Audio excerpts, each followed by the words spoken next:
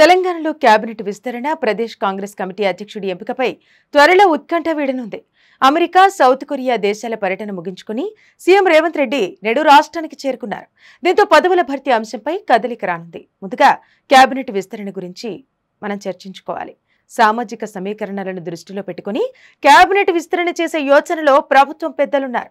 ఇందులో బోధన MLA Sudarshan Reddy, Munugode MLA Rajagopal రెడ్డికి దాదాపు బెర్తులు ఖరారైనట్టు కాంగ్రెస్ వర్గాల్లో చర్చ జరుగుతోంది.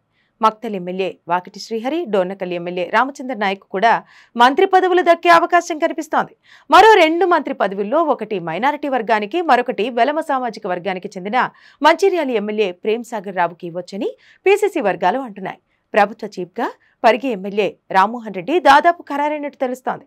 మల్రెడ్డి రంగారెడ్డి, అద్దంకి దయాకర్లో ఎవరో ఒకరికి ఆర్టీసీ చైర్మన్ పదవి దక్కే అవకాశం ఉందనే టాక్ నడుస్తోంది. మిగతా కార్పొరేషన్ పదవులు కూడా ముఖ్యమైన నేతలతో భర్తీ చేయనున్నట్టు సమాచారం. ఇక మరో కీలకమైన అంశం పీసీసీ అధ్యక్ష పదవి. దీనికోసం పార్టీలో గట్టి పోటీ నెలకొంది.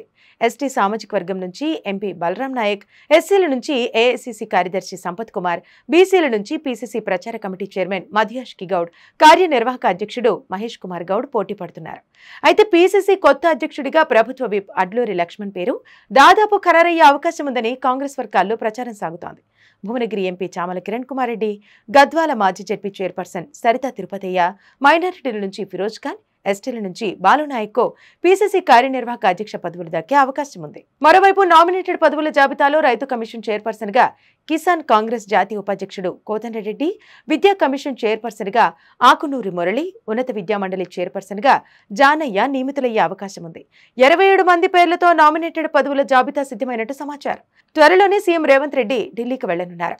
ఆ పర్యటన తర్వాత పదవుల భర్తీపై స్పష్టత వచ్చే అవకాశం ఉంది. చూడాలి మరి తెలంగాణ కేబినెట్లో ఎవరికి చోటు దక్కుతుందో, టీపీసీసీ చీఫ్ పీఠం ఎవరిని వరుస్తుందోనని.